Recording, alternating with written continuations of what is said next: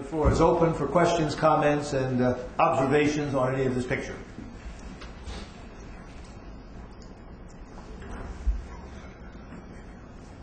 Question in the back, Bill, and go to the microphone, identify yourself, and fire away. If people want to line up at that mic to minimize transactions time, please do so.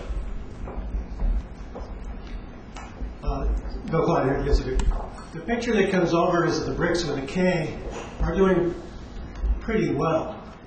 And this is kind of a sharp contrast to the East Asian crisis and then the following Brazilian crisis, Argentina, etc. Yet there are lots of calls for massive increases in IMF resources, massive issuances of SDRs, etc. Is there a disconnect here, especially if you think that Europe is supposed to take care of the Latvias of the world?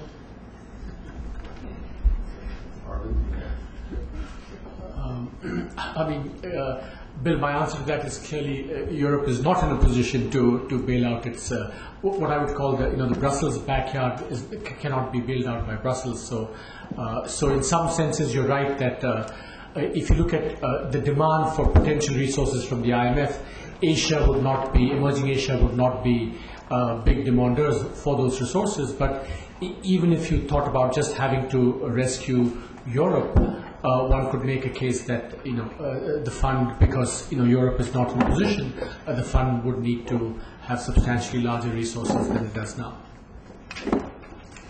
Yeah, I think also one has to remember the whole remainder of the developing world that Bob Zoellick and the World Bank stressed in its latest report. A lot of other countries out there beyond our group. I stressed at the outset that this $1 trillion club, as we call it, accounts for about half the developing world, but the other half is still a quarter of the total world economy. That's $15 trillion worth of output. And so if those countries are being hit, say, 5 to 10%, we're talking a lot of resource need to balance their positions and enable them both to recover per se and to avoid being a further drag on the global recovery. Karen. Karen Johnson. Just to follow up on that a little bit, Asia is once again engaging in mutual help meetings, plans to share resources, to expand the Shanghai initiatives and so forth. You didn't mention this at all. I'm just wondering if you could comment on where we stand in sort of Asia feeling a need still to react as a region, and how that the success that might bring in terms of the recovery or its misdirection, whatever view you might have. Mark and/or Nick, want to comment on that?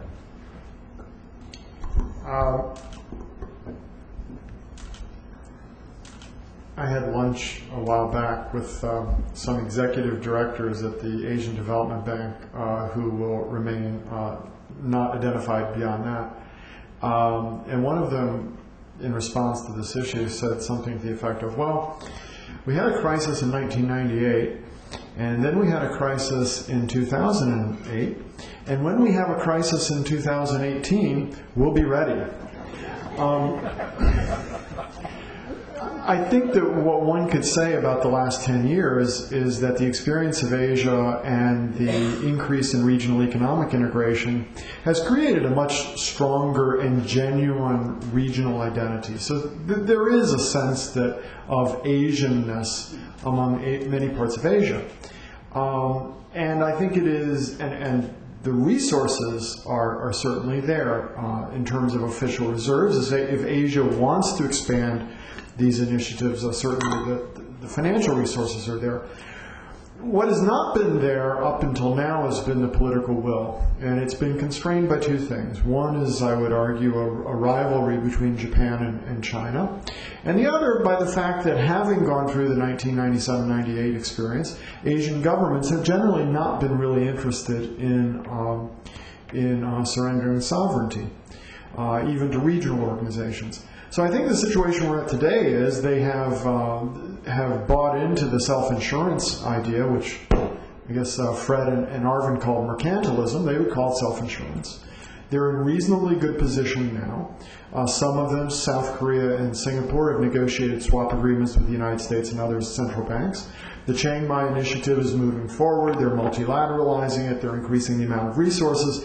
But I don't think it's likely. And so in the long run, they may well continue along this path. And indeed, the current experience and the fact that it's emanating from the United States may in fact give a push and accelerate those developments. But I think in the short run, it's unlikely that those regional initiatives are going to play an important role in how individual countries fare during this crisis. Nick, go ahead. Okay, next question. Hi, Kevin Hall, McClatchy Newspapers. A question for Gary and for Marcus. A question for Gary. You touched a little bit briefly on the auto industry. Wondering what the contraction and perhaps permanent change in the U.S. auto industry means for Mexico. That's a big part of the two-way trade. If you could elaborate a little bit more on what you think going forward. And then for Marcus, you can't get out of here without a North Korea question. What if anything, does the crisis mean for North Korea? Is part of their belligerence of late tied to wanting to get aid, or is it just part of their own rhythm? Sure.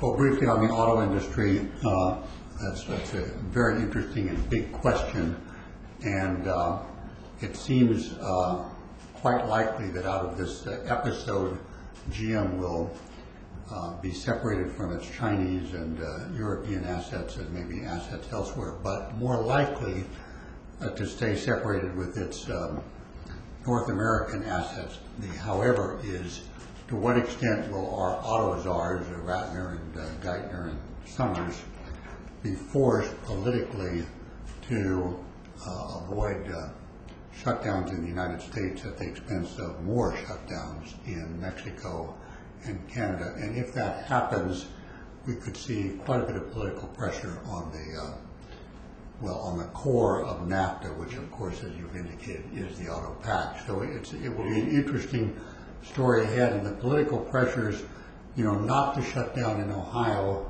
and instead shut down someplace else, and where is that someplace else, will be extreme.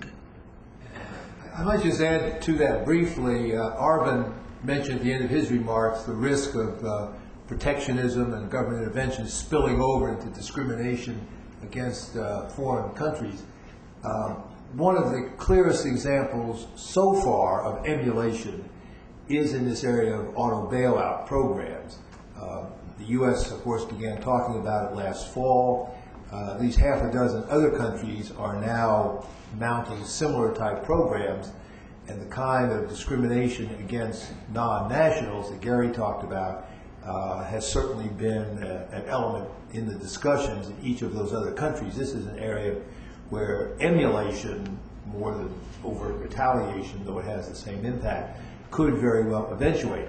The good news is that the original French scheme for rescuing the French auto industry led to a firestorm, which had very anti-foreign discrimination in it, led to a firestorm of criticism throughout Europe, and Sarkozy backed away, indicating that naming and shaming, peer pressure, can actually have an impact if there is widespread publicity about the possible enactment of protectionist or internationally distortionary measures. Same thing, I would argue, happened in our fiscal stimulus legislation here, where the original House version of the bill, with its Buy American provisions, led to an enormous international outcry. President Obama, partly in response to that, had to oppose it sharply. I think the Senate was probably affected by that to some extent too, indicating that name and shame actually can have impact. That's an important point, because as we think to what the G20 is going to do at its upcoming summit in a couple of weeks in London, an effort to avoid an escalation of the protectionist pressures will surely be a very central element on the agenda.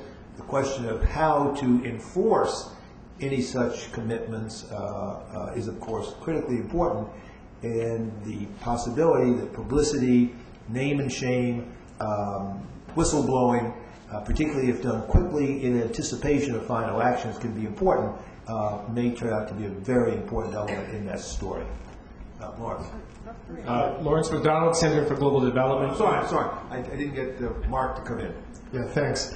Well, it's good to see you, Kevin. I was thinking of you this morning when I heard the news about McClatchy, and I'm glad to see that you remain employed. With respect to the North Koreans, I believe it was in February of 1998, I had dinner with some senior economic officials, and I asked them the question you asked me: how was the Asian financial crisis going to affect them? And the guy looked at me and he said, "Well, we don't think it's going to have much of an effect. I mean, we import some natural rubber from Malaysia or Philippines or somewhere, but we don't trade much with those countries, and so we really don't think it's going to have much of an effect." The idea that you could buy garment factories at fire sale prices in Thailand might affect interest in investing in North Korea was just not something they considered. So I would say in general that my limited experience with them suggests that they don't tend to put much weight on this. In terms of the current experience, their two biggest trade partners are China and South Korea, which are both experiencing slowdown, so you would expect there to be some knock-on effect on the North Koreans. In terms of the recent belligerence, my training is in economics, not in psychiatry, but I would offer the four following possible explanations. They don't like Im Young-bak, and they want to sort of, poke the South Koreans. They want to test Obama. They have their own succession issues, and so there may be internal things going on related to that. And then finally, this much ballyhooed forthcoming missile shot may well be to just show off their wares to potential customers. Okay, Lawrence. My question is for Nicholas Lardy. I'm Lawrence McDonald, Center for Global Development. Given what you said about China's underlying strength and possible rapid recovery, I'm wondering if you see any potential for China to play a role in global stimulus. Nancy Birdsall has called for the G20 in London to announce a $1 trillion global stimulus, and she gets to $1 trillion in part by assuming or wishing for Chinese contributions, say to ADB lending or to some other kind of multilateral lending, especially to help low-income countries within Asia. I wonder if you see any prospect for that. Well, I think the one thing we can say with certainty is I don't think they're going to give substantial amounts of money, say, to the IMF for an expansion. I think they only want to talk about that in the context of a rearrangement of the governments and voting shares and so forth. They've said they'd be willing to give substantial additional amounts as part of a restructuring, but I don't think they're responding to the tin cup approach. Okay, Andre? I have two questions, but they both related to one topic. The first one, for more than the last 2 decades, one of the most important lines that would come from Washington would be to be fiscally prudent and monetary prudent, and also to keep liberalization of international trade. Now, each presentation here, as well as outside, is talking about monetary easing, fiscal stimulus, and it has been reminded that 17 of 20 G8 countries has already abandoned these promises last November. The question is, so are we in consensus that Washington consensus is no anymore relevant, and we're moving in the just opposite direction? And second question, also related to the same issue. If we look across the countries, it looks like that those countries that have been praised for reforms by international financial organizations, by economic science, like Baltic countries, by some Central European countries, are in a really very bad shape. At the same time, such countries like China, that not always considered to be fully market economies, or let's say Belarus, that did not experience world economic crisis at all. Even they have a quite high export to GDP ratio. The question is, okay, are we looking at the right model? On your first question, I think the answer is yes, but yes, most of the traditional playbook is thrown out the window in the face of a crisis of this depth. It's pretty much damn the torpedoes, full speed ahead to try to avoid a second Great Depression. And if that means violating the traditional rules of the game, so be it for a while. The but maybe has two parts. One, as Nick's presentation showed so clearly, the crisis actually underlines the importance of adhering to the standard orthodoxy in good times. Countries that had good boom management, notably China, are in much stronger position to come out of the crisis. How much we wish that the United States had stuck to the good boom management of the 90s, which took the U.S. into budget surplus at the beginning of this decade. Just think how much stronger the U.S. position would be today to deal with the current crisis had we been in something close to that, rather than starting from a huge deficit, despite having had 4 years of booming growth. Our boom management was terrible. China's was good. That's point one. Point two, on the caveat, is there obviously has to be attention to resuming some of the traditional verities, particularly on the budget side, but monetary policy as well, as soon as possible. But that's going to be a big trick, because to do it too soon, as we've learned from the Japanese experience in the past, the U.S. experience in the 1930s, 1937 case, as Christy Romer pointed out in her speech yesterday, could also be disastrous. But you've got to get back to it, and the issue is going to be critical timing. Arvin? No, just to add to that, I mean, even the experience of Asia in this crisis shows that the fact that they began with strong fundamentals on the fiscal side, on the corporate balance sheets, on the financial sector, did allow them also to run easier monetary policy, not just the fiscal side that Fred emphasized, precisely because they had in a sense played by the rule book during the good times. So both on the fiscal and the monetary policy side, you want to do good so that you can abuse some of it during the bad times. Since we have the author of the Washington Consensus on the panel, it would be a mistake not to let him wrap this up. John? I do want to make two remarks. One is that when I first wrote the Washington Consensus, sure, I put fiscal discipline in. I put it in specifically about Latin America in 1989. It was not a contradiction to Keynesian management, as I made very clear a couple of years later when I was commenting on something that Ricardo French Davis had written. Chile at that time was quite specific in emphasizing that it was going to follow a Keynesian policy, and that the Keynesian policy, in my interpretation, it involves surpluses in good times and building up. That's good boom management, as Fred calls it. The other thing is that I do want to suggest that there was a little problem with China's management of the boom. China also, in those years, it got partial payback in terms of the recession, but it paid an extraordinarily high price for those surpluses which it ran at that time. There are still many poor people in China who remain poor because those resources were diverted into the balance of payments for making cheap goods for American households, when they would have been far better employed making non-tradable goods for Chinese households. And probably American households would have been better off too, to avoid as we now see. Next question. Jim Hansen, World Bank Consulting. I'd like to address my question to Arvin and Marcus. Korea seems to have done pretty well by all these things that we just said, running surplus, building up reserves, and so on. Yet, it seems to me, according to your things, it's been killed. Why is this? Is it because it was excessively open? Is it because the mixture of its exports are really subject to the crisis? Or is there something else going on in Korea? If you listen to the investment bankers, they're really negative on Korea, I would think, more so than is deserved. But you obviously have some more knowledge of Korea than I do. Let me ask Mark to lead that off.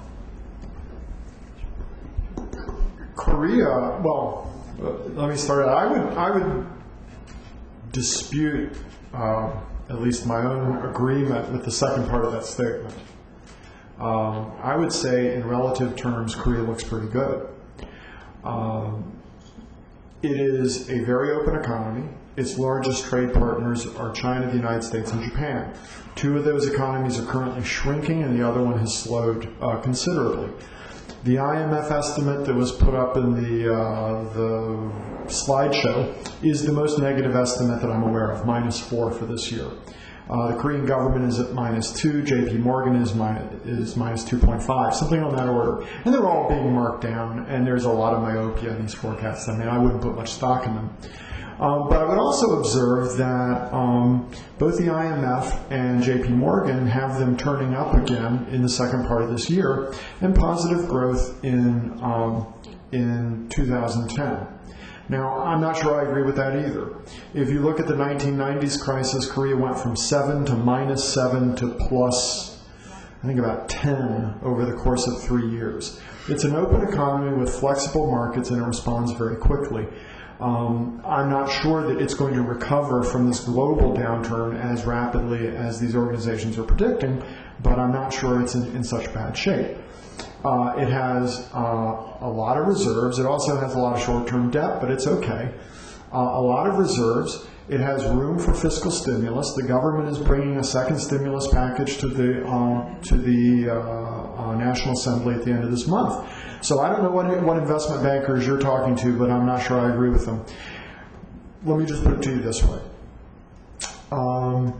The final week of December 1997, I called up my friend Sherman Robinson, with whom I was doing research at the time, and I told him to load the boat. Buy anything you could in the Korean market. Just Kepco, Samsung, just buy anything. This was before iShares. Because the exchange rate was heading towards 2,000, it was clearly an overshoot. My recollection is that if you had bought Kepco on December 28th, you would have made 100% return in dollar terms in 3 weeks. I don't think the current situation is an overshoot of this magnitude. I don't think the shock to the Korean economy is the same size as it was in '97. But I have children on the way and not a lot of funds to invest. But if I had funds to invest and I'm looking around the world, Korea would look like a pretty good place. Okay, state, and then we got 2 over here, and that'll be it. Want to give the mic? Sorry. A connectivity question for Nick and others. If China's economy, in fact, fits the good news that you laid out, what are the principal external economies that might benefit from this? How much of an impact would it have on our own economy in terms of an uplift component? The converse of that is, if our own crisis so far is just the tip of the iceberg, to what extent do we have the ability to drag China down with us, even in a worst-case scenario of the collapse of the dollar as an international reserve currency?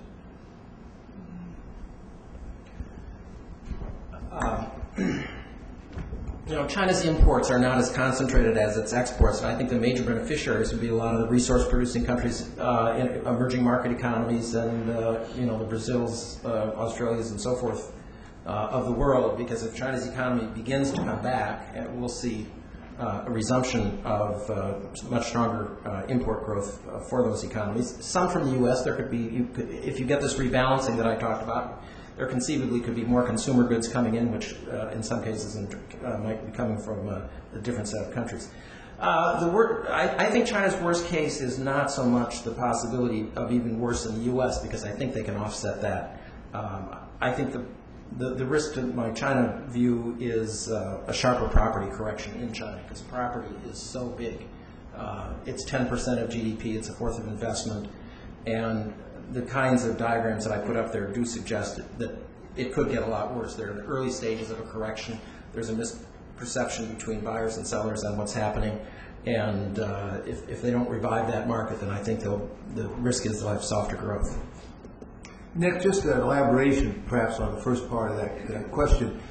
As I understood from your presentation, a big part of the Chinese stimulus package is new capital projects, railroad, new rail systems, mass transit, etc.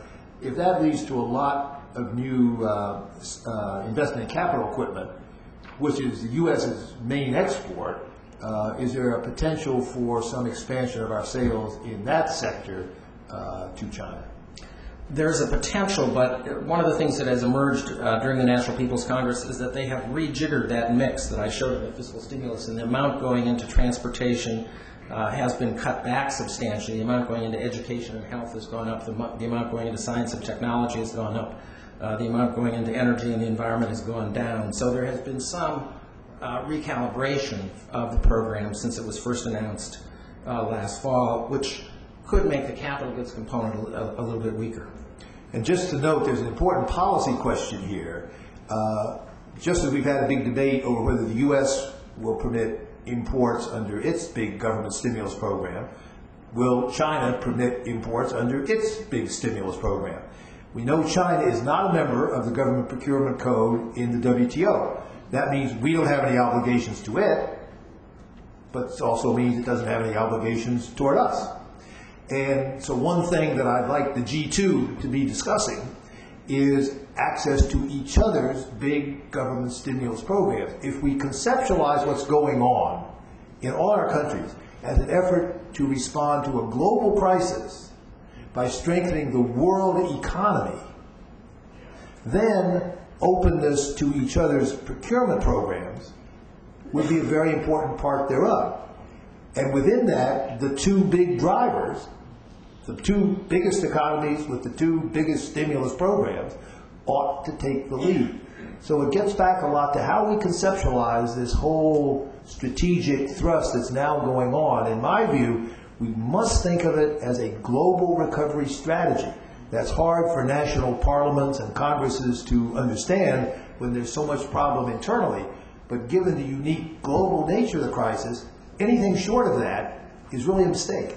But it's for the two biggies, the U.S., China, to take the lead. And this government procurement angle is a central one, given China's non-participation to date in the rules of the game on that front, which can hurt them, but also can hurt us. Okay, final question over here.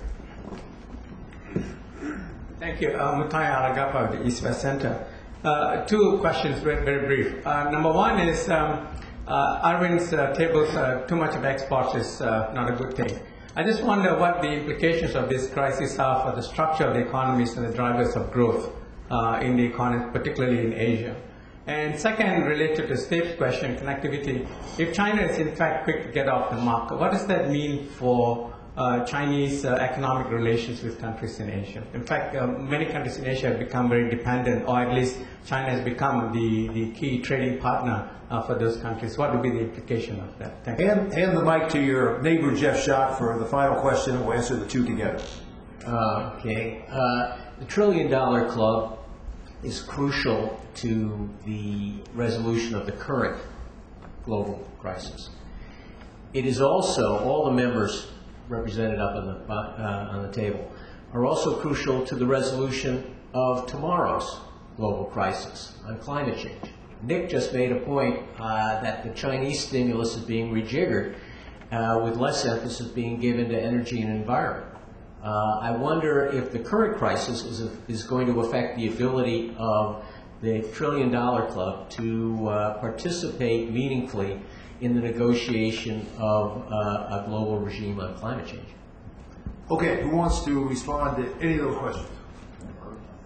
I was just in India presenting a paper on, and therefore, talking with the climate change establishment in India.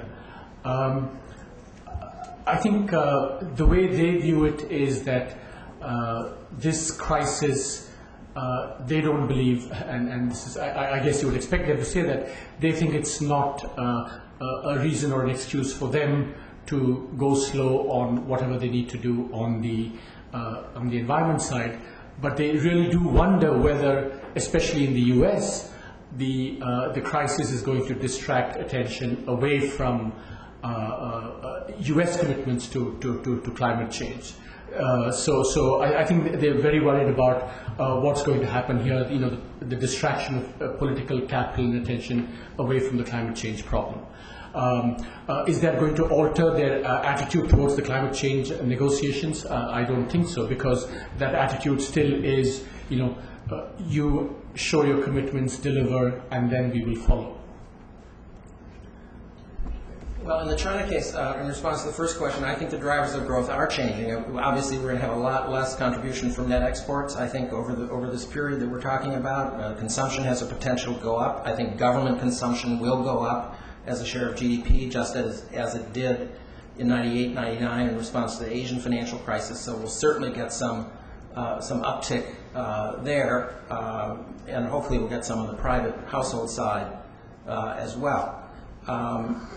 In terms of climate change, I should ask Ken Lieberthal, who knows a lot more about this than I do, but I think China's a paradox. They're launching a lot of programs internally to try to reduce emissions. They even have quasi-compulsory domestic targets for reducing energy use per unit of GDP. But at the same time, they seem extraordinarily reluctant to enter into any binding international negotiation that's going to fix them with quantitative targets on any kind of emissions anytime soon. So I quite frankly don't see the possibility of a very good outcome on the international side in the short, or maybe even in the medium term, because I can't imagine that we are going to, that our Congress is going to support any treaty that does not have binding commitments on India and China and others. Okay, let me thank all of you for coming. Let me particularly thank Arvind, Nick, Gary, Barbara, Mark, and John.